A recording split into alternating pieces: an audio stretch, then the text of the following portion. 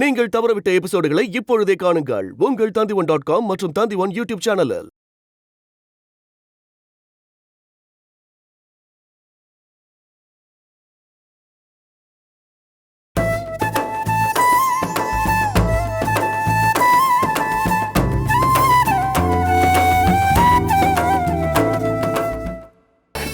என்னப்பா எங்களுக்கெல்லாம் போய் நன்றியை சொல்லிட்டு இல்லையா, கோவத்துல நீங்கெல்லாம் அங்க போய் சண்டை போட்டுருவீங்களோன்னு நான் பயந்துட்டே இருந்தையா. என்ன நடக்குமோன்னு எனக்கு ரொம்ப பயமா இருந்தது. அப்படியெல்லாம் எதுவும் நடக்காம குறையே இல்லாம செஞ்சிருக்கீங்களே, உங்களுக்கெல்லாம் நான் எப்படி நன்றி சொல்றதுன்னே தெரியலையா. அழாதீங்கப்பா, நீங்க இல்லாத குறைய நாங்க தீர்த்து வச்சிட்டோம். அதான் எல்லாம் நல்லபடியா முடிஞ்சிருச்சே, தைரியமா இருங்க. சந்தோஷமா இருக்குப்பா.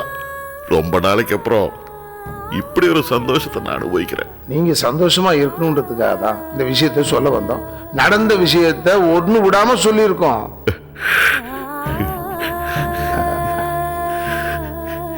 நான் வரப்பா, வாங்க.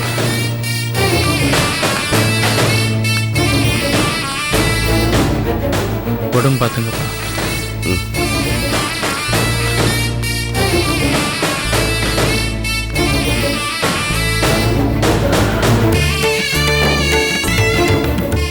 தாழேமா, நான் இருந்து உனக்கு செய்ய வேண்டியதெல்லாம் என் பிள்ளைங்க உனக்கு செஞ்சிட்டாங்கம்மா.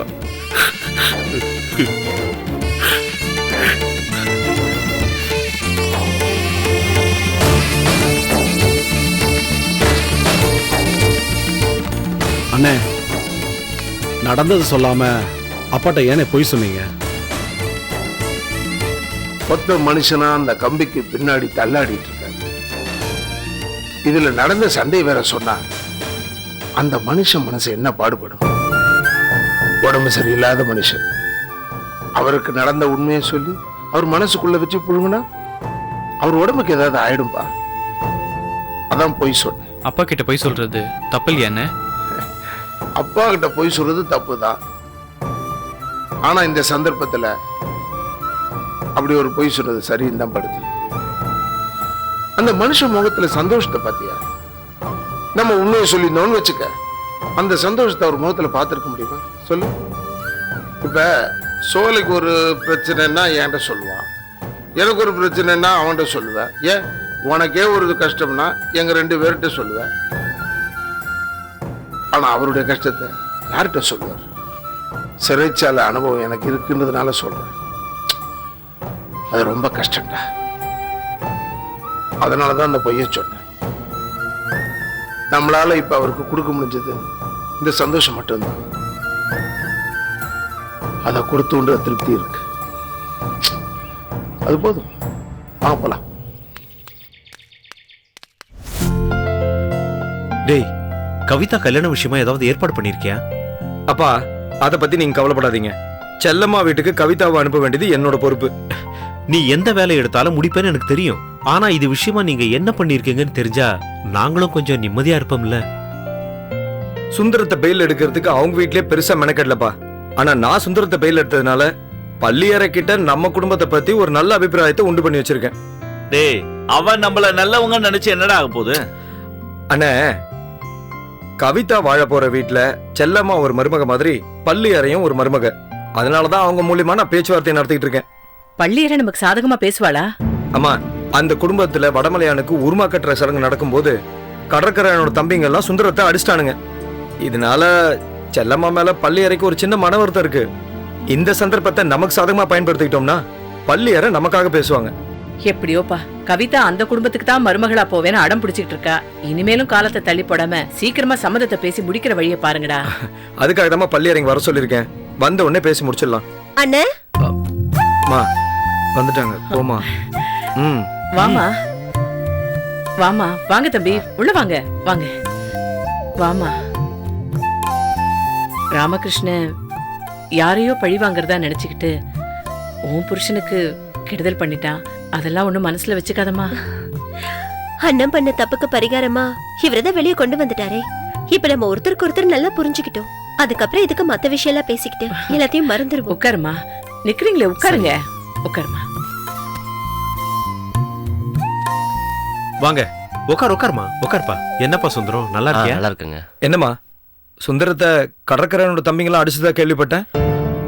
ஆமாண்ணே, அத்தைக்கு 16ஆம் நாள் காரியம் பண்றப்ப தேவையில்லாம பிரச்சனையாகி இவர் அசிக்கப்பட வேண்டியதா போயிடுச்சு. அதுக்காக அவன் எப்படிமா சுந்தரத்தை போட்டு அடிக்கலாம்?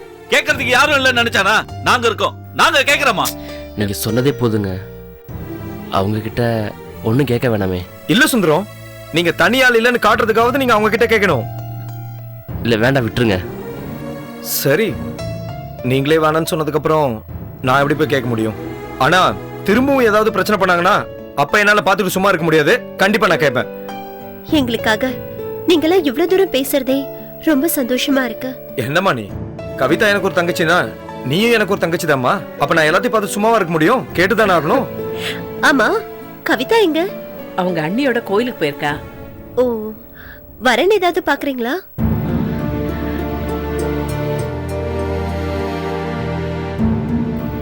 அம்மா, பள்ளியறைக்கிட்ட கவிதாவை பத்தி ஏதோ சொல்லணும்னு சொன்னியே, கேள. அது என்னம்மா தயங்குறீங்க? கேளுங்க. இல்லம்மா, உன்னை என் பொண்ணா நினைச்சு உன்கிட்ட ஒரு விஷயத்தை பத்தி பேசினா நீ என்ன ஒண்ணும் தப்பா நினைச்சுக்க மாட்டியே? என்னம்மா இது இப்படி சொல்றீங்க? எதுவா இருந்தாலும் கேளுங்க. இல்ல, அது என்னன்னு தெரியல. கவிதாவுக்கு உங்க குடும்பத்தை ரொம்ப பிடிச்சு போச்சு. உங்க சொந்தமாவே இருக்கணும்னு அவ ஆசைப்படுறா. இப்பவும் சொந்த மாதிரி தானே இருக்கும். சொந்தம் தான் இருந்தாலும் நெருங்கிய சொந்தம் ஆகலல்ல. நீங்க சொல்றது எனக்கு புரியல. இல்ல, எனக்கும் எப்படி கேக்குறதுன்னு புரியல. ஏமா கேட்க நினைச்சத கேட்காம இப்படி சும்மா இருக்க? சரி விடு, நானே அவங்க கிட்ட பேசிக்கிறேன். உங்க குடும்பத்துல இருந்து யாராவது ஒருத்தர் மாப்பிள்ளை எங்க வீட்டுக்கு வந்தா நல்லா இருக்கும்னு தங்கச்சி கவிதா நினைக்கிறா.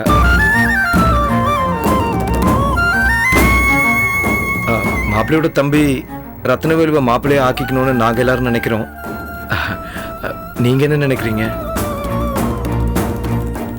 இதுல நான் என்ன நினைக்கிறது?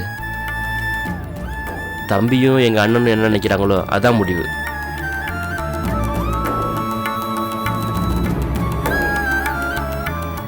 என் பொண்ணை பிடிக்கலன்னு உங்க தம்பியால சொல்ல முடியாது. நீங்களும் உங்க அண்ணனும் பேசி ஒரு நல்ல முடிவுக்கு வந்தீங்கன்னா கல்யாணத்தை வச்சுக்கலாம். என் குடும்பத்தில் நடந்த எல்லா பிரச்சனைக்கும் நான் காரணமாக இருந்ததுனால என் பேச்சுக்கு எங்கள் வீட்டில் மரியாதை கிடையாது. அதனால இந்த விஷயத்தில் நான் ஒன்றும் பண்ணுறதுக்கு இல்லை. கொஞ்சம் பேசி பாருங்களேன். இல்லைங்க, நான் பேசி எந்த பிரயோஜனமும் இல்லை. எங்கள் வீட்டில் செல்லம்மானியை தாண்டி எதுவுமே நடக்காது. அவங்களுக்கும் உங்களுக்கும் பிரச்சனை இருக்கிறப்போ இந்த கல்யாணம் நடக்க வாய்ப்பே இல்லை. நீங்கள் உங்கள் பொண்ணுக்கு வேற மாப்பிள்ளை பாருங்களேன்.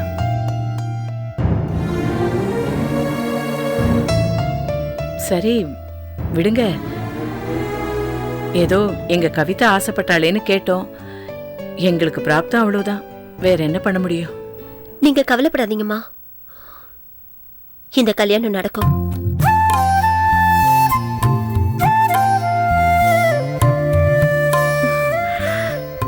என்னால நேரடியா இந்த கல்யாணத்துல ஒன்னும் பண்ண முடியாது.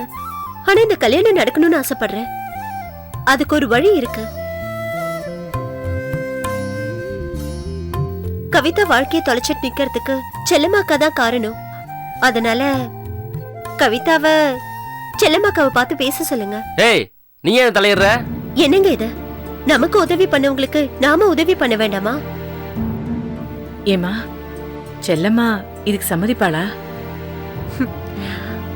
பாதிக்கப்பட்டவங்க வந்து பேசுறப்ப செல்லம்மாக்காவால மறுக்க முடியாது. அவங்களே இந்த கல்யாணத்துக்கு ஏற்பாடு பண்ணுவாங்க. ஆமா, முதல்ல கவிதாவை செல்லம்மாக்காவை பார்த்து பேச சொல்லுங்க. எப்படியோமா, நீ சொன்ன மாதிரியே கவிதாவை செல்லம்மாவை போய் பார்க்க சொல்றேன். அதுக்கப்புறம் என்ன நடக்கணுமோ நடக்கட்டும். எல்லாம் ஆண்டவன் விட்ட வழி.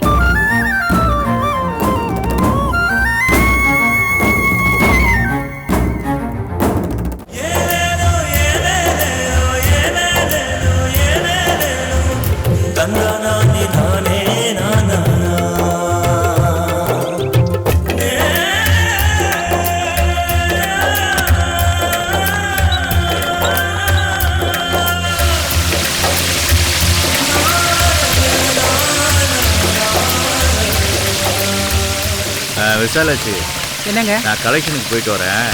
நம்ம வீட்டில் பம்பு செட்டு வேலை செய்யல, அதுக்காக மெக்கானிக்கை வர சொல்லியிருந்தேன். அவள் வந்தானா சாயந்தரமா வர சொல்லு, சரியா? சரிங்க. மறந்தே போச்சு. என்னங்க என்னங்க, கொஞ்சம் நில்லுங்க.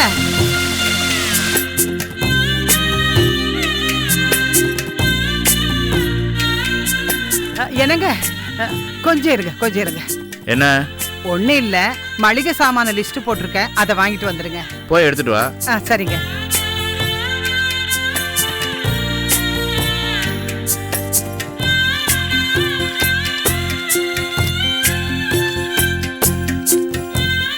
கொண்டா கொண்டா, அதெல்லாம் கரெக்டா தான் எழுதியிருப்பேன். என்னங்க, இன்னும் என்ன? டைலர் கிட்ட ஜன்னல் வச்ச பிளவுஸ் தைக்க சொல்லி கொடுத்துருக்கேன், தச்சிட்டு இருந்தா அதையும் வாங்கிட்டு வந்துருங்களேன். ஏண்டி, இத்தனை வயசுக்கு அப்புறம் ஜன்னல் வச்ச பிளவுஸ் தான் உனக்கு கேக்குதா? நான் தெரியாம தான் கேக்குறேன், அதை நீ போய் வாங்கி கூடாதா? வர்ற வழி தானே, வாங்கிட்டு வந்தா என்ன, தெரிஞ்சா போயிடுவீங்க. வாங்கிட்டு வந்து தொலைக்கிறேன். என்னங்க, வீட்ல மிக்ஸி ரிப்பேர் ஆயிடுச்சு, அம்மியில அரைச்சு அரைச்சு கையெல்லாம் வலிக்குதுங்க, கொஞ்சம் அதையும் ரிப்பேர் பண்ணி கொண்டு வந்து. கலெக்ஷனுக்கே போலடி.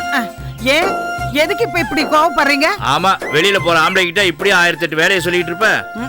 நான் என்ன மத்த பொம்பளைங்க மாதிரி வீட்டை பெருக்குங்க, பாத்திரம் விளக்குங்க, துணியை துவைங்க நான் சொல்றேன். ஆஹா, இன்னும் அந்த வேலையெல்லாம் என்கிட்ட சொல்லலாங்கிற நினைப்பு இருக்கா உனக்கு? என்ன என்ன பொண்ணை கட்டி கொடுத்து பேரம் பேத்தி எடுத்தாச்சுன்னா எல்லா வேலையும் பார்த்துதான் ஆகும். அது வீட்டுல வேலை வெட்டி இல்லாம உட்கார்ந்து இருக்கிற ஆம்பளைங்க கிட்ட சொல்லணும். டேய் விஸ்வநாதா, எப்ப பார்த்தாலும் மருமகளை குறை சொல்லிட்டே இருக்கே நீ, வா இந்த பக்கம். என் மருமக வச்சு மீன் குழம்பு எவ்வளவு சூப்பரா இருக்கும், காப்பி போட ஊரே மணக்குண்டா. எல்லாம் உங்க புள்ளைக்கு உரைக்கிற மாதிரி சொல்லுங்க மாமா. போமா, கொஞ்சம் காப்பி ஸ்ட்ராங்கா போட்டுக்கொண்டாமா. எப்போ இவ கையில காப்பி வாங்கி குடிக்கிறதுக்கா ஏன் இப்படி ஐஸ் வைக்கிறீங்க?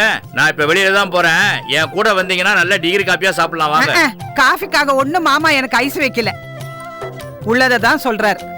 சரி சரி, எனக்கு சேர்த்து ஒரு காப்பி போடு. உங்களுக்கு கிடையாது. ஏன்?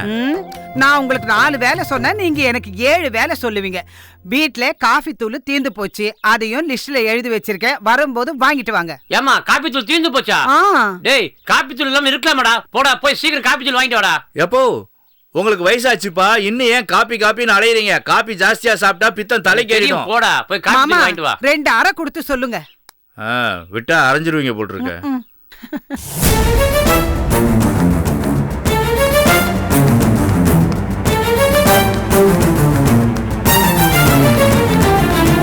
மாமா முத்தலகு, எப்படிமா இருக்கிற? நல்லா இருக்கிறியா? என்ன நீ மட்டும் வர? மாப்பிள்ளைய காணோம், ரத்னா காணோம், எங்க அவங்க எல்லாம்? யாரும் வரல, நான் மட்டும் தான் வந்திருக்கேன். உள்ள வாங்க.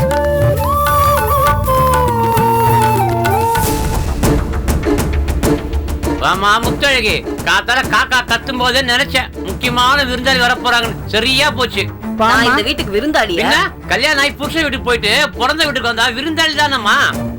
உன் மாமனார் சொல்றது கேட்டியா நீ? அவர் சரியா தானே சொல்றாரு. கல்யாணம் ஆகி போனதுக்கு அப்புறம் நீ இந்த வீட்டுக்கு எத்தனை தடவை வந்திருக்க? வருஷா வருஷம் மாரியம்மன் கோயில் திருவிழாவுக்கு எல்லா வீட்டு பிள்ளைகளும் எங்கே இருந்தாலும் வந்து சேர்ந்துடுவாங்க. எந்த வருஷமும் நீ வந்தது இல்ல. வெட்டுடையான் காளியம்மன் கோயில் கும்பாபிஷேகத்துக்கு ஊரே திரண்டு வந்தது, ஆனா அதுக்கும் நீ வரல. பக்கத்து வீட்டு ராணி அக்கா கூட சொல்லுச்சு, உங்க பொண்ணு மாதிரியே புருஷன் வீடே கதின்னு யாராலையும் கிடைக்க முடியாதுன்னு. அதுக்கப்புறம் நான் என்ன சொல்றது?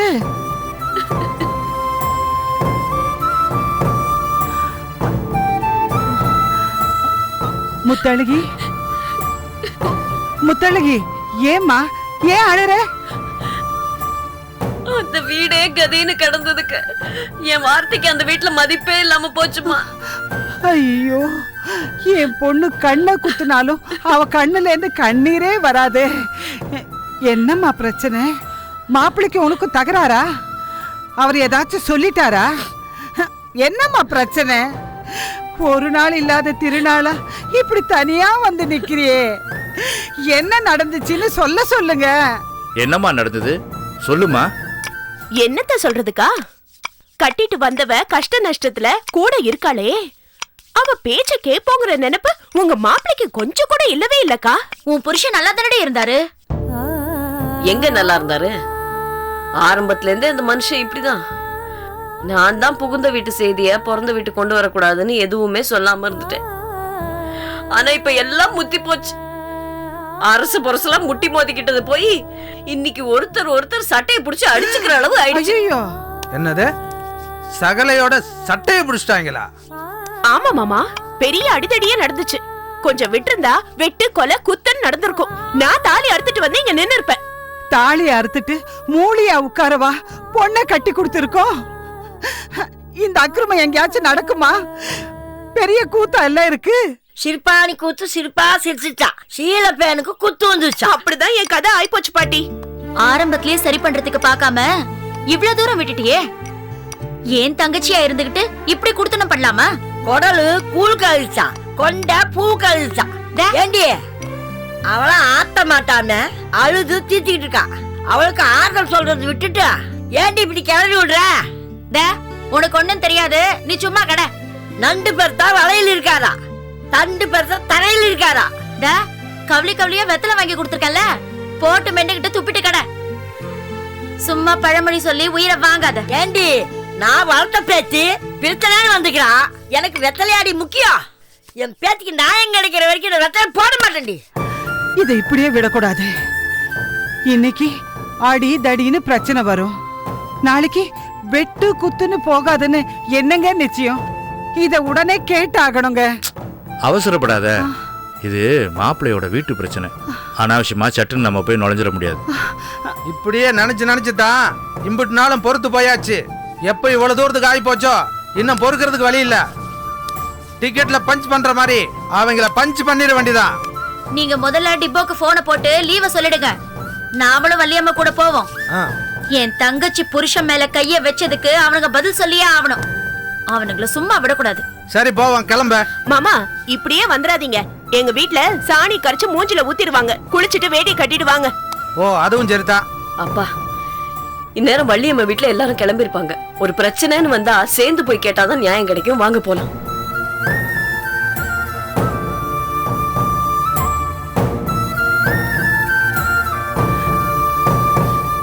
இப்ப எதுக்கு யோசிக்கிறீங்க? அவ பொறுக்கிற வரைக்கும் பொறுத்துட்டு இப்ப பொறுக்க முடியாம தானே வந்திருக்கா. இப்பவும் நம்ம போலன்னா எப்படிங்க? இல்லடி, மாப்பிள்ளைக்கு எல்லா விஷயமும் தெரியும். அவர்கிட்ட போய் நம்ம என்னன்னு கேக்குறது? நீங்க ஒண்ணும் கேட்க வேண்டாம்ப்பா. எனக்கும் பிறந்த வீடு இருக்கு, பிறந்த வீட்டு மனுஷங்க இருக்காங்க. எனக்கு ஒரு பிரச்சனை வந்தா அவங்க வந்து நிப்பாங்கன்னு நினைச்சேன்ல. என் புத்திய விளக்கு மாத்தாம அடிச்சுக்கணும். பேசாதீங்கப்பா. மாப்பிள்ளை மேல மரியாதை இருக்க வேண்டியதான், அதுக்குன்னு இந்த அளவுக்கா? இல்லம்மா, நாங்க வந்து ஏதாவது கேட்டோம்னா நாளைக்கு உங்க 2 பேருக்குள்ள பிரச்சனை வந்துடக்கூடாது பாரு. என் வார்த்தைக்கு அங்க மதிப்பு இல்லன்னு தான் நான் உங்ககிட்ட வந்திருக்கேன். நீங்க புரிஞ்சுக்காமலே பேசிட்டு இருக்கீங்களே.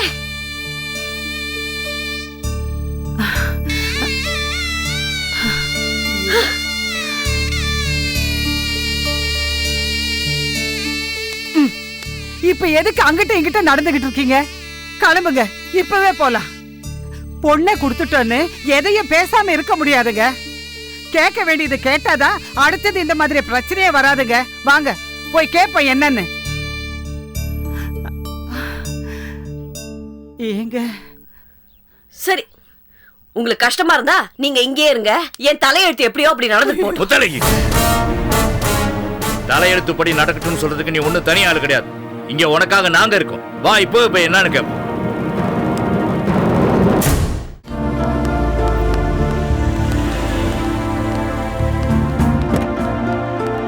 வணக்கம் சார். வணக்கம். வாங்க மிஸ்டர் வடமலை. சார் வர சொல்லிருந்தீங்களே, என்ன விஷயம் சார்? இங்க பாருங்க வடமலை, புருஷ மண்டாட்டிக்குள்ள கருத்து வேறுபாடு இருக்கலாம். ஆனா உங்க 2 பேருக்கு உள்ள கான்ட்ரோவர்சினால மத்தவங்க பாதிக்கப்படக்கூடாது. என்ன சார் சொல்றீங்க? உங்க அம்மாவோட சாவுக்கு காரணமான ஆவுடையப்பன் மேல இருக்கிற குற்றத்தை நிரூபிச்சு அவருக்கு தண்டனை வாங்கி கொடுக்கறதுக்காக நாங்க போராடிக்கிட்டு இருக்கோம். ஆமா. ஆனா நாங்க இந்த கேஸை சரியா விசாரிக்கலைன்னு சொல்லி மறு விசாரணைக்காக உத்தரவிடணும் கேட்டு கோர்ட்ல மேல்முறையீடு மனு போட்டிருக்காங்க. யார் சார் மனு போட்டிருக்கிறது? உங்க ஒய்ஃப் செல்லம்மா தான். அவங்க பண்ண இந்த காரியத்தால கோர்ட்ல விளக்கம் கேட்டு எனக்கு நோட்டீஸ் அனுப்பியிருக்காங்க. என் சர்வீஸ்ல என்னோட இன்வெஸ்டிகேஷனை பாராட்டி தான் பழக்கம். இது வரைக்கும் யாரும் என்ன சந்தேகப்பட்டது கிடையாது. ஆனா முதல் முறையா என்னுடைய சின்சியாரிட்டிக்கு நேர்மைக்கும் உங்க ஒய்ஃப் அவமானத்தை தேடி கொடுத்திருக்காங்க. உங்க அம்மாவை காணும்னு நீங்க என்கிட்ட கொடுத்த கம்ப்ளைண்ட்ல இருந்து 18வது மணி நேரத்துல உங்க அம்மா கொலை செய்யப்பட்டதை நான் கண்டுபிடிச்சேன். அடுத்த 1 மணி நேரத்துல குற்றவாளியை நான் அரெஸ்ட் பண்ணேன். இதுக்கெல்லாம் செய்யற கைமாறு இதுதானா? சார் அப்படி இல்லை சார், சாரி சார். எனக்கு தெரியாம என் பொண்டாட்டி இப்படி ஒரு காரியத்தை செஞ்சுட்டா. உங்க பர்சனல் விஷயத்துல நான் தலையிடறதா நீங்க நினைக்காதீங்க. உங்களை 10 மாசம் சுமந்து பெத்த உங்க அம்மாவை கொலை பண்ணிருக்காங்க. உங்க அம்மாவுக்கு கொல்லி வச்சுட்டு இப்ப வந்து நிக்கிறீங்க. இந்த நேரத்துல கூட உங்களுக்காக உங்க மனைவி ஆறுதலா இருக்க முடியலைன்னா அவங்க கூட நீங்க வாழ்ந்த வாழ்க்கைக்கு அர்த்தம் என்ன சார்? இல்ல சார், அவ சப்போர்ட்டிவா இருக்கிறவதா. ஆனா இந்த கொலையை செஞ்சது அவங்க அப்பாங்கிறதுனால அந்த படுபாவியை காப்பாத்துறதுக்காக இப்படி ஒரு மனுவை போட்டிருக்கா. நீதி நியாயத்துக்கு அப்புறம் தான் சார் பந்தம் பாசம் எல்லாம். இந்த கேஸுக்காக 19 மணி நேரம் நாயா பேயா அலைஞ்சு திரிஞ்சு துப்பு தொடக்கி இருக்கேன். கொலையாளி அவங்க அப்பாங்கிறதுக்காக என்னோட இன்வெஸ்டிகேஷனை தப்பு சொல்றதா? நான் என்னமோ ஒரு நிரபராதிய கொலையாளின்னு புகார் கொடுத்ததா கேஸை என் பக்கம் திருப்பி சிபிசிஐடிக்கு மாத்தணும்னு சொல்றாங்க. இது என்ன சார் நியாயம்? நான் கேட்கிறேன் சார். இத பாருங்க, நான் ஹேண்டில் பண்ற கேஸ் என் கையை விட்டு சிபிசிஐடிக்கு போனா அதை விட பிளாக் மார்க் வேற எதுவுமே இல்ல. என்னோட ஹையர் ஆபீசர்ஸ் எல்லாம் என்ன கேள்வி மேல கேள்வி கேட்டு தொலைச்சு எடுத்துருவாங்க. நீங்க என்ன பண்ணுவீங்களோ ஏது பண்ணுவீங்களோ எனக்கு தெரியாது. இந்த கேஸ்ல உங்க ஒய்ஃப் எனக்கு எதிராக செயல்படாம இருக்கணும். முடியலன்னா சொல்லுங்க, நான் இந்த கேஸ்ல இருந்து ரிலீவ் ஆகிக்கிறேன். எங்கேயாவது நான் டிரான்ஸ்ஃபர் வாங்கிட்டு போயிடுறேன். அப்படிலாம் சொல்லாதீங்க சார். எங்க அம்மாவை கொன்னவனுக்கு தண்டனை வாங்கி கொடுக்கணும்னு இந்த கேஸ்ல நீங்க காட்டுற அக்கறையும் துடிப்போம் எனக்கு தெரியும் சார். இது உங்க ஒய்ஃபுக்கு தெரியலங்கிறதான பிரச்சனை. அவகிட்ட நான் பேசிக்கிறேன் சார். அவளால இந்த கேஸ்ல உங்களுக்கு எந்த பிரச்சனையும் வராம நான் பாத்துக்கிறேன் சார். ப்ளீஸ் தயவு செஞ்சு இந்த கேஸை நீங்களே ஹேண்டில் பண்ணுங்க சார். இத முதல்ல போய் உங்க ஒய்ஃப் கிட்ட சொல்லுங்க. நான் பாத்துக்கிறேன் சார். வரேன்.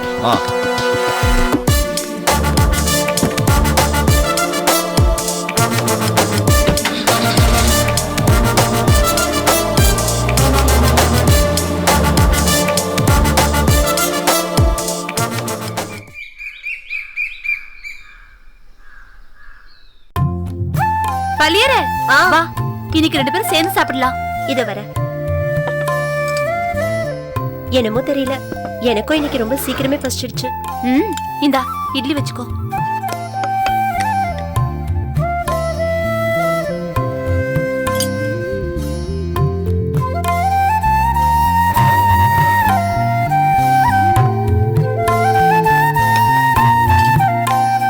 இட்லி வச்சுக்கோக்கா. போதும்க்கா, பள்ளியருக்கு கொஞ்சம் வை. பள்ளியற, மாடியில துணி காய வச்சிருக்கேன். மழை வர மாதிரி இருக்கு, கொஞ்சம் எடுத்து மடிச்சு வைக்கிறியா? நான் என்ன இந்த வீட்டு வேலைக்காரியா? நானும் உங்களை மாதிரி இந்த வீட்டு மருமக தானே.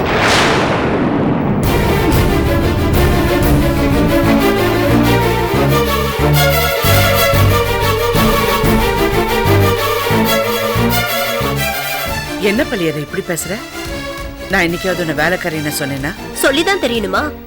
அதான் நீங்க நடந்துக்கிற விதத்திலேயே தெரியுதே. அப்படி என்ன நான் தப்பா நடந்துக்கிட்டேன்?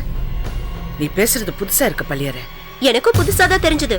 நல்லவங்க மாதிரி நடிச்சுக்கிட்டு எங்களுக்கு எதிராக சதி பண்றீங்கன்னு தெரிஞ்சப்ப எனக்கும் ரொம்ப புதுசா இருந்துச்சு. நீ ஏதோ மனசுல வச்சுக்கிட்டு பேசுற. எதுவா இருந்தாலும் என்கிட்ட நேரடியா சொல்லு. நேரடியாவே சொல்றேன். உங்க அண்ணனையும் என் புருஷனையும் ஒன்னாதானே போலீஸ் பிடிச்சிட்டு போச்சு. உங்க அண்ணனை 15 லட்சம் ரூபாய் கொடுத்து ஜாமீன்ல எடுத்தீங்க. இப்போ உங்க அப்பாவை ஜாமீன்ல எடுக்கிறதுக்கு அலையோன்னு அலையறீங்க. ஆனா ஏன் புருஷனை ஜாமீன்ல எடுக்கணும் தோணுச்சா உங்களுக்கு? அதான் சுந்தரம் வெளியே வந்துட்டானே. வந்துட்டாரு. ஆனா அதுக்கு நீங்க ஒண்ணு காரணம் இல்லையே. உங்களுக்கு உங்க குடும்பத்து ஆளுங்க தான் முக்கியம். நாங்க தான் உங்களுக்கு வேண்டாதவங்களா போயிட்டோமே. அதான் இப்படி போர வஞ்சனை பண்றீங்க. இங்க பாருங்க, உங்களுக்கு ஒரு 4 ஆளுங்க இருந்தா எங்களுக்கும் 4 ஆளுங்க இல்லாமலா போயிடுவாங்க. பள்ளியற, நீ எவ்வளவு கஷ்டத்துல இருந்தாலும் உன் மனசு சஞ்சலப்பட்டதில்ல. யாரோ ஏதோ சொல்லி உன் மனசை குழப்பிருக்காங்க. நான் ஒன்னும் குழம்பவும் இல்ல, யாரும் என்ன குழப்பவும் இல்ல. நானதான் பேசுறேன். நான் தெரியாம தான் கேக்குறேன். அத்தையோட 16வது நாள் காரியத்துல உங்க அண்ணன் என் புருஷனை கை நீட்டி அடிச்சாரே, அத பத்தி இது வரைக்கும் ஒரு வார்த்தை கேட்டிருப்பீங்களா? சொல்லுங்க, ஒரு வார்த்தையாவது கேட்டீங்களா? கேட்கல. ஏன்னா உங்களுக்கு நாங்க அந்த அளவுக்கு அலட்சியமா போயிட்டோம். நான் அப்படி நினைச்சதே இல்ல பள்ளியற. சும்மா போய் சொல்லாதீங்க. உங்களுக்கு உங்க அண்ணன் தான் முக்கியம்.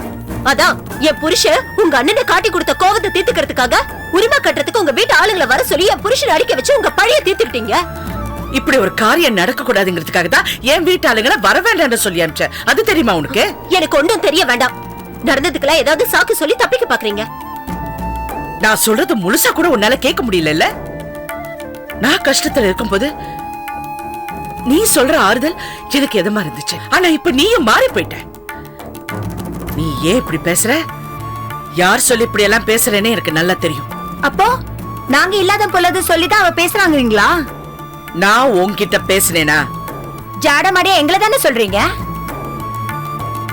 குத்தம் உள்ள நெஞ்சுதான் குறு குறுக்குன்னு சொல்லுவாங்க. நீ எதுக்காக பேசுற? எங்க மனசுல ஒண்ணு குத்தம் குறை இல்ல, எல்லாம் உங்ககிட்ட தான் இருக்கு. ஏய், என்கிட்ட என்னடி குத்தம் கண்ட? என்ன கண்ட? அதெல்லாம் விடுங்க. சாப்பிடுறவள சாப்பிட விடாம இப்படி வம்பு கிளிக்கிறீங்களே, இது உங்களுக்கே நல்லா இருக்கா? நான் பண்ணேனா? எங்க அம்மா கூட அவளை இவ்வளவு கொடுமைப்படுத்தினது இல்ல, நீங்க அவளை இப்படி பாடப்படுத்துறீங்க. நீங்க ரெண்டு பேரும் பேச்ச மாத்துறீங்க. இத பாருங்க, இவங்க சொல்லி கொடுத்த உடனே நான் பேசல, எனக்கா தோணுச்சு நான் கேட்டேன். இனிமே உங்க வேலையெல்லாம் என்கிட்ட சொல்ற வேலை வச்சுக்காதீங்க. இது வரைக்கும் இந்த வீட்ல உன் வேலை என் வேலையில நான் பிரிச்சு பார்த்தது இல்ல. ஆனா நீ பிரிச்சு பார்த்துட்டல, பரவாயில்லடி. இனிமே உன்கிட்ட ஏதாவது ஒண்ணு நான் கேட்டேனா என்னன்னு கேளு.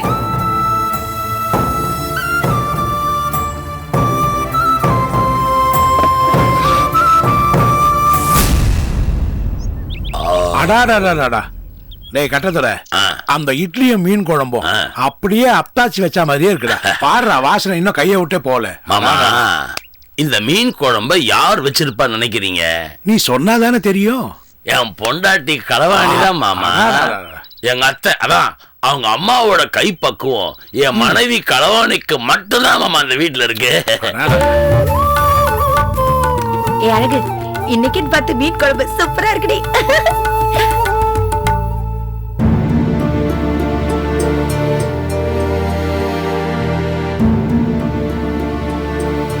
வாங்க சகல. அதான் வந்துட்டோம்ல. வாங்க வாங்க, உட்காருங்க. வெத்தலை போடுங்க. வெத்தலை வேற போடணுமா? போடுங்க. போடுற பழக்கம் இருக்குல்ல. இது என்ன பிரமாதம்? போடுங்க. வெத்தலை தானே. என்ன மாமா, வெத்தலை போடுறீங்களா? இந்தாங்க.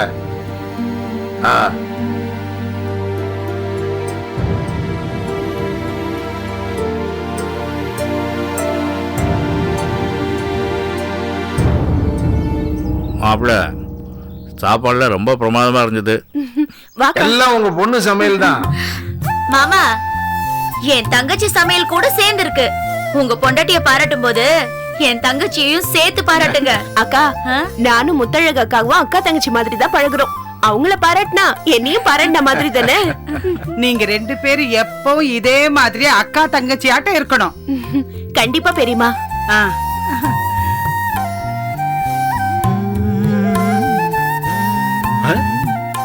அட, என்ன சகல, வெத்தலையை நோட்டாட்ட மடிச்சு மடிச்சு விரலுக்கு நடுவுல சொருகிட்டு இருக்கீங்க. அவர் கட்டிக்கிட்டுங்கிறத காட்டுறாரு போடுறது. பழக்க தோஷமா தம்பி? நீங்க வேற மாமா, நைட்ல தூங்கும் போது கூட அங்கிட்டும் இங்கிட்டும் நடந்துட்டு இருக்காரு, பஸ்ல நடந்துட்டு இருக்கிற மாதிரி.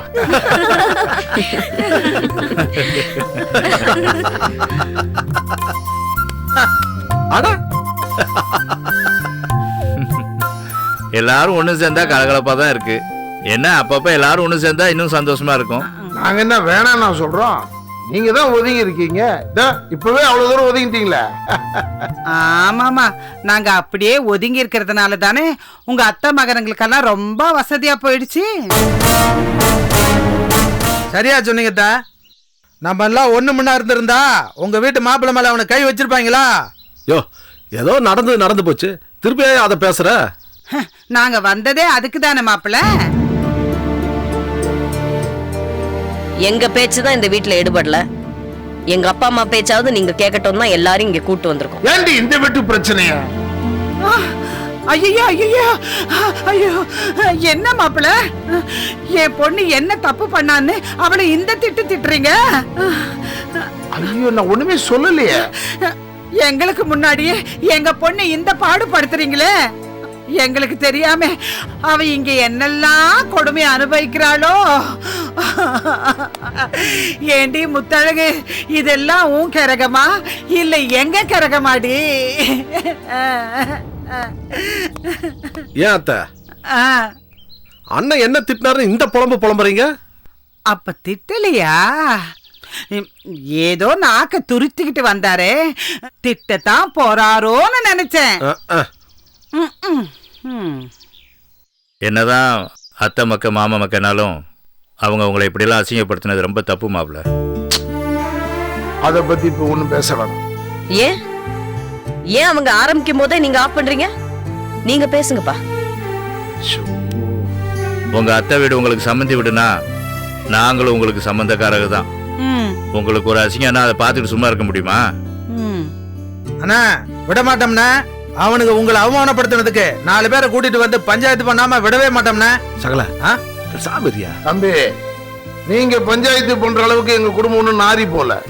என்னன்னா அது உங்களுக்கு ஒரு பிரச்சனைன்னு கேள்விப்பட்டு பார்த்துட்டு இந்த ஷிஃப்ட்டை மாத்திட்டு வந்திருக்கேன். நீங்க என்னமா வெளியாள்கிட்ட பேசுற மாதிரி பேசுறீங்க. சகல இப்பதான் எல்லா பிரச்சனையும் ஓஞ்சிருக்கு. நீங்க ஏதாவது பேசி புது பிரச்சனை கிளப்பாதீங்க. ஏங்க என் மாமா ஒண்ணு பிரச்சனை பண்ண வரல, இருக்கிற பிரச்சனையை முடிக்கலான்னு வந்திருக்காரு. அதுவும் ஒரு வேலையை விட்டுட்டு வந்திருக்காரு. ஆமா ஆமா, உனக்கே இந்த வேண்டாத வேலை இங்க நடக்கிறது எதுக்கு உங்க வீட்டுல போய் சொல்ற? நீ என் தங்கச்சி வந்து சொன்னதுல இப்ப என்ன தப்பு இருக்கு? உங்க அத்தை குடும்பத்தோட தரம் என்னன்னு நாங்க தெரிஞ்சுக்க வேண்டாமா? நடந்தது என்னவோ சின்ன பிரச்சனை தான்க்கா. அது இவங்க 2 பேர் தான் ஊதி பெருசாக்கிட்டாங்க. நாங்கள் அடி ஊதி பெருசாக்குறோம். உங்க அண்ணனுங்களுக்கு வந்த வெறியில கையில கிடைச்சதெல்லாம் எடுத்து அடிக்க ஆரம்பிச்சிட்டானுங்க. விட்டா மண்டையை உடைச்சு மாவிளக்கு போட்டு. நீ என்னடானா சின்ன பிரச்சனைன்றியா? அந்த வீட்டுல பிறந்தவ இல்ல, அந்த குடும்பத்துக்கு தானே வக்காலத்து வாங்க வருவா. இங்க பாருங்க, நான் ஒன்னும் வக்காலத்து வாங்கல. தேவையில்லாம எங்க குடும்பத்தை பத்தி தப்பா பேசாதீங்கன்னு தான் சொல்றேன். யாரடி தேவையில்லாம பேசுறாங்க? எங்களுக்கு என்ன பைத்தியமா பிடிச்சிருக்கு? நீங்க பண்ண பிரச்சனையினால தானே நாங்க இவ்வளவு பேசிட்டு இருக்கோம். நல்லா கேளுமா. பேசுறத நிறுத்துறீ. ஐயோ ஐயோ, என்னங்க என்னங்க என்னங்க, பாத்தீங்களா பாத்தீங்களாங்க, நம்ம பொண்ணை மாப்பிள்ள அடிக்க வராரு. இந்த அநியாயம் எங்கேயாச்சும் நடக்குமா? கைய சும்மா இருங்களேன். இப்ப யார் உங்க பொண்ணு அடிக்க வந்தா? கூப்பாடு போடுறீங்க. அடிக்க வரலையா?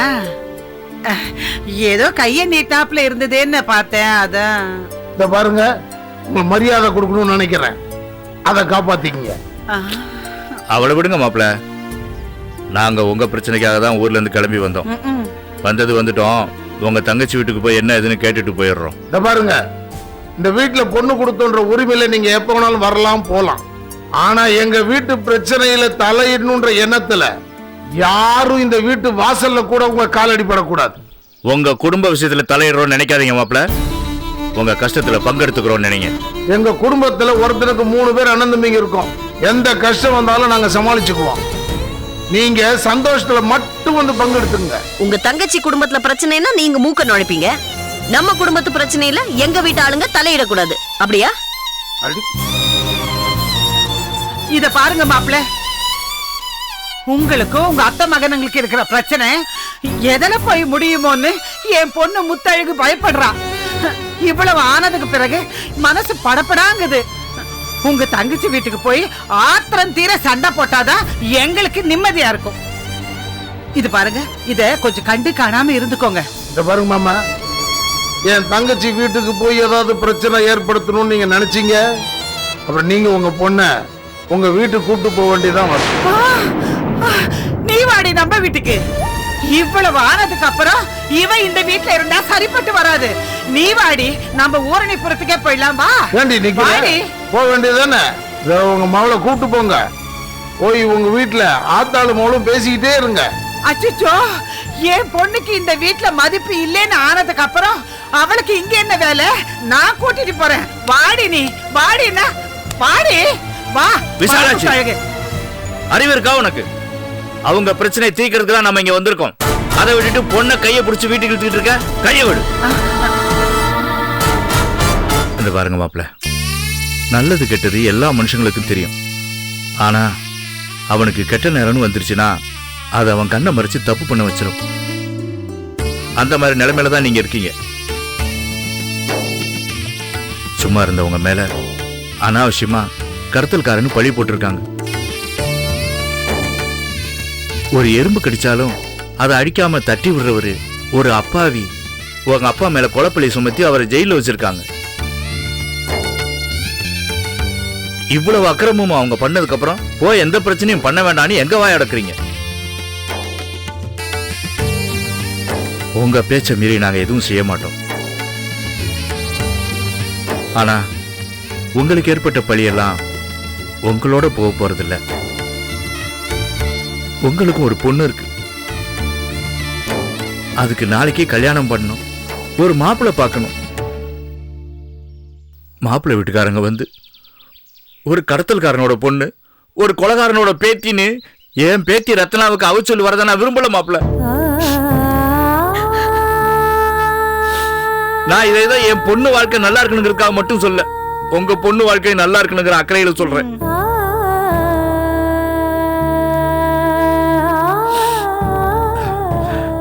யாதகம் உங்களுக்கு புரியாது, என்னைக்காவது ஒரு நாளைக்கு புரியும். அப்படி புரியும் போது நாங்க வருவோம். ஏய் வாடி போலாம். ஏங்க நம்ம பொண்ணை பாருங்க எப்படி கலங்கி போய் நிக்கிறான்னு. இந்த பிரச்சனைக்கு ஒரு முடிவு கட்டியே ஆகணுங்க. பிரச்சனைன்னு கேள்விப்பட்டு வந்தோம். எந்த விஷயத்திலையும் தலையிட வேணான்னு மாப்பிள்ளை சொல்லிட்டாரு. நம்ம லிமிட் அவ்வளவுதான். பேசாம கலகம் பண்ணிட்டு இருக்காம கிளம்பு. என்னங்க தாய், நாங்க வர்றோமா?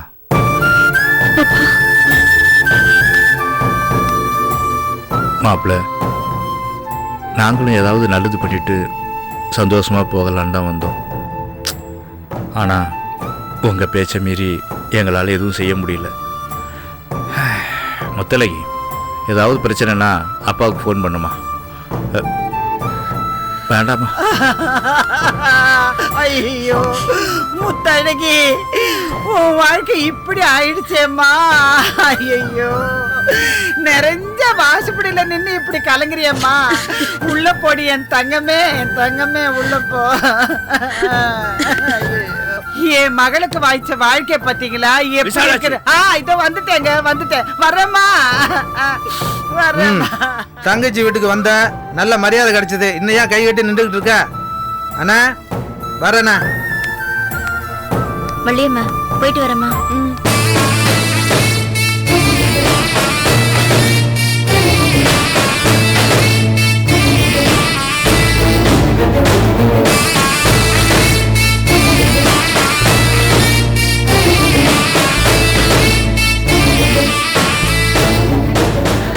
உனக்கு இப்ப குளு குளுன்னு இருக்குமே, நல்லா இரு.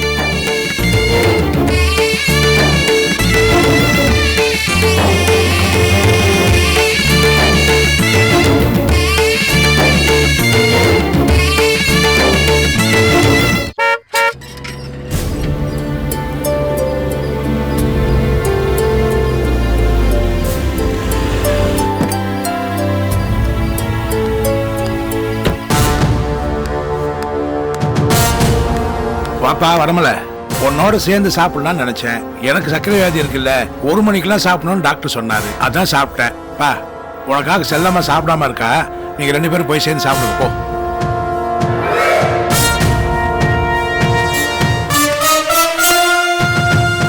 என்ன நினைச்சிட்டு இருக்க உங்க மனசுல? பள்ளி அறைய துணி எடுத்துட்டு வர சொன்னது தப்புதான். வீட்டுக்கு வந்தது வராதுமா.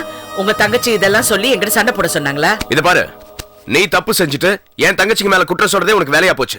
நான் கேக்குறது வேற விஷயம். ஆமா, கோர்ட்ல மறு விசாரணைக்கு மனு போட்டிருக்கியாமே?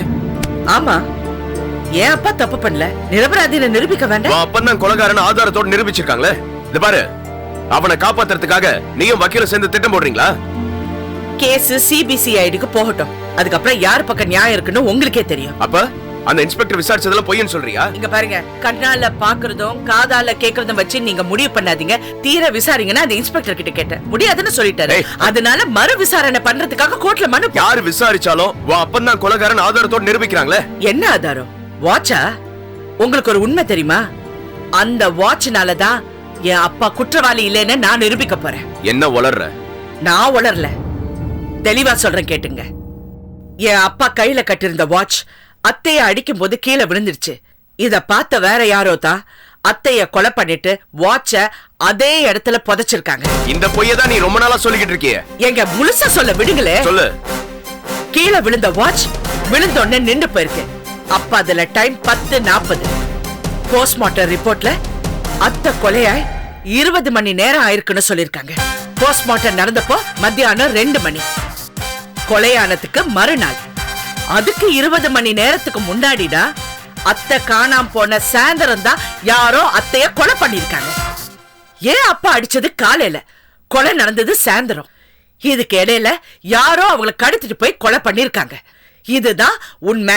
இதுதான் நான் போலீஸ் கிட்ட போய் சொன்னேன். அவங்க மறு விசாரணை பண்ண முடியாதுன்னு சொன்னாங்க. அதனாலதான் நான் கோர்ட்டு. அப்பாவே கடத்தி கொலை செஞ்சிருக்கலாமே. ஏங்க தப்பாவே யோசிக்கிறீங்க? அப்பா வீட்டுக்கு வந்ததுக்கு ஆட்டோக்காரன் சாட்சி.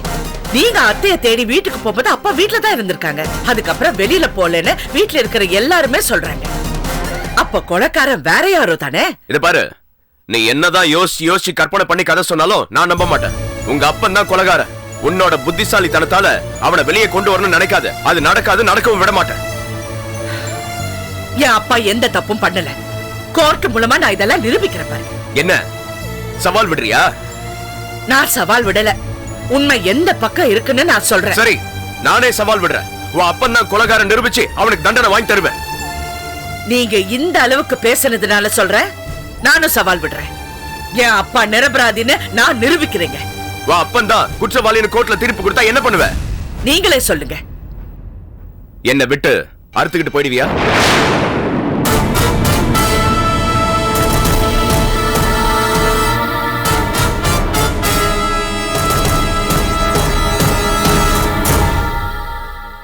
அறுத்துக்கிட்டு போக சம்மதமா? சொல்லு. அப்படி ஒண்ணு நடக்காது. நடக்குமா நடக்காதா அந்த பேச்செல்லாம் வேணாம். அறுத்துக்கிட்டு போயிடுவியா அத மட்டும் சொல்லு.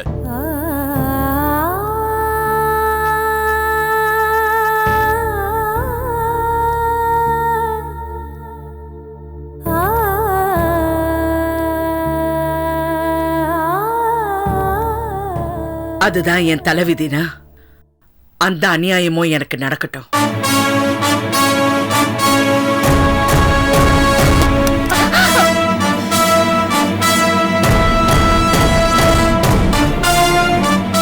புருஷ பொண்டாட்டி பேசுறது ஒட்டு கேக்குறதுக்கு நாய் சட்டியில கஞ்சி குடிக்கலாம்.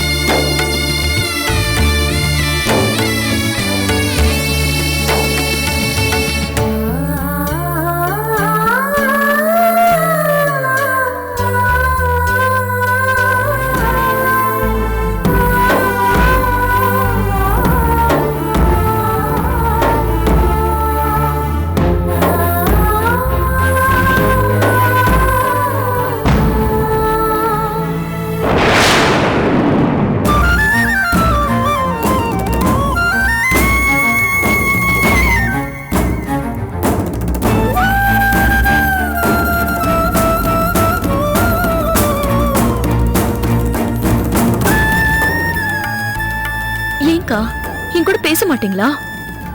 எப்படி இருக்கேன்னு கூட கேட்க மாட்டீங்களா? என்ன முகத்தை வச்சுக்கிட்டு நான் உன்கிட்ட பேசுறது? நீ நல்லா இருக்கியான்னு நான் எப்படி கேக்குறது? சரியோ தப்போ இதே கோயில வச்சு உன் கல்யாணத்தை நான் நிறுத்திருக்கேன். தெரிஞ்சோ தெரியாமலோ இதே கோயில் வாசல்ல நீ கார்ல அடிப்பட நான் காரணமா இருந்திருக்கேன். கண்ணுக்கு தெரிஞ்சு நான் உனக்கு கஷ்டத்தை கொடுத்ததுக்கு அப்புறம் எதுவுமே தெரியாத மாதிரி நான் எப்படி உன்கிட்ட பேச முடியும்? நாங்க முறையில்லாம கல்யாணம் பண்ண நினைச்சதுக்கு நீங்க என்ன பண்ணுவீங்க? ஒருவேளை நான் உங்க கல்யாணத்தை தடுக்காம இருந்திருந்தா நீங்க ரெண்டு பேரும் சந்தோஷமா இருந்திருப்பீங்கல்ல. நாம சாப்பிடுற சாப்பாட்டுல நம்ம பேர் எழுதிருக்கோம்னு சொல்லுவாங்க. அதே மாதிரிதான் ஒரு பொண்ணுக்கு யாரு புருஷனா வரணுங்கிறதையும் ஏற்கனவே கடவுள் முடிவு பண்ணிருப்பாரு. நான் தான் மணியரச மனசுல நினைச்சேன், ஆசையை வளர்த்து தேவையில்லாத கஷ்டத்தை தேடிக்கிட்டேன். உன் இடத்துல வேற ஒருத்தி இருந்திருந்தா என்னை பார்த்த உடனே என் கூட கண்ணா பின்னான்னு சண்டை போட்டிருப்பா. ஆனா உனக்கு நல்ல மனசு, அதான் இவ்வளவு பெருந்தன்மையா பேசுற. உன்கிட்ட இருக்கிற பெருந்தன்மை நிச்சயம் உனக்கு ஒரு நல்ல வாழ்க்கை அமைச்சு கொடுக்கும். மணியரசு நல்லா இருக்காரா?